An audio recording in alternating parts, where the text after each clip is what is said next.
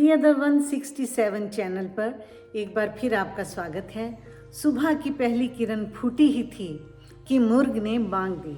यीशु मसीह ने जिनका मुकदमा पूरी रात चला था, मुड़कर पतरस पर नज़र डाली।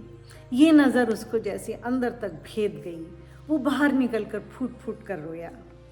उसने उस रात यीशु का, जिसे वो मसीहा मान चुका था, 3 बार इनकार किया था। पिछली शाम ही की तो बात है। फसह की दावत खाने के बाद बातचीत के दौरान पतरस अपने विश्वास का बढ़ चढ़ कर बखान कर रहा था कि वो यीशु के लिए जान तक दे सकता था। तभी यीशु ने कहा, मत्ती 26 अध्याय 34 वर्ष, मैं तुझसे सच कहता हूँ कि आज ही रात को मुर्ग की बांग देने से पहले तू 3 बार मेरा इनकार करेगा। यूहन्ना 18 बाब 15 से 27 वर्ष में बताया गया है कि उसी रात यीशु को गेत्समनी बाग में पकड़ लिया गया। जबकि बाकी चेले डरकर छिप गए, पतरस और यूहन्ना उनके पीछे हाई प्रीस्ट के घर तक पहुंच गए, जहां अंदर यीशु पर इल्ज़ाम लगाने के लिए पूछताछ की जा रही थी। वहीं बाहर पतरस ने 3 अलग अलग लोगों से पूछे जाने पर बताया कि वो यीशु को जानता तक नहीं। पर अब मुर्ग की बांग देना उसके लिए एक वेकअप कॉल थी, जिसने उसे झंझोड़ दिया, उसे एक गहरी नींद से जगा दिया। उसे महसूस हुआ कि वो बातें तो बढ़ चढ़ कर करता था, लेकिन अंदर से कितना खोखला, कमज़ोर था, डरपोक था, और उसका ईगो बिल्कुल ज़ीरो हो गया। उसका घमंड चूर चूर हो गया। वो निराशा के अंधेरे में डूब गया। उसकी आंखों से पछतावे के आंसू बहने लगे।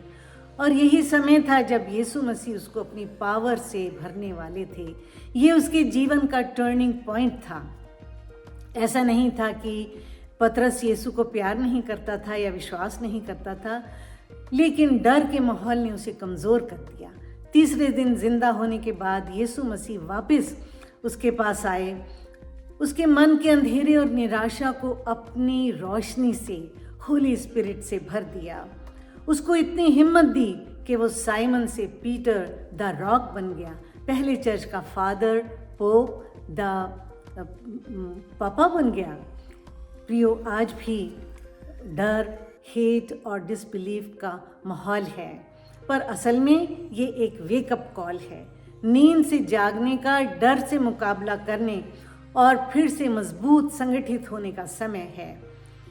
प्रभु हमारी पोटेंशियल, हमारी सेवा जो उन्होंने देनी है, हमें जानते हैं। हम उनके सामने खुली किताब की तरह हैं। जैसे पतरस का फ्यूचर, उसकी सेवा, उसकी कुर्बानी सब पहले से ही तय था। ये उसकी टेस्टिंग, उसकी तैयारी का समय चल रहा था। इन दिनों जब हम यीशु की कुर्बानी पर एक बार फिर से मेडिटेट कर रहे हैं, तो आइए उससे उसी शिद्दत से, उसी गर्मजोशी से जुड़ें जो कि एक सीकर, एक तलबगार में होनी चाहिए, क्योंकि वही है जो हमें अंधेरे से निकालकर सच्चाई की रोशनी और दिलेरी से भर सकता है। ख़ास तौर से इन दिनों में, जबकि ये आखिरी दिन है और शैतान का जोर है। अंतिम क्षण है ये और शैतान का जोर है, लेकिन जय हमारी प्रभु यीशु में है। तैयार हो भाई बहनों, शैतान से लड़ने के लिए, हम विश्वासियों के लिए एक आशा है। रहेंगे मसीह संग हमेशा, हमेशा हमेशा के लिए। इस विश्वास की आशा और इस सत्य से, ये सच्चाई है, इससे जुड़े रहें और यही आपको ताकत दे सकती है। प्रियो, मुझे विश्वास है कि आप इस मैसेज को अपने फ्रेंड्स, फैमिली और ग्रुप्स में, फेसबुक, व्हाट्सएप, सब पर ज़्यादा से ज़्यादा शेयर करने की प्रयास करेंगे।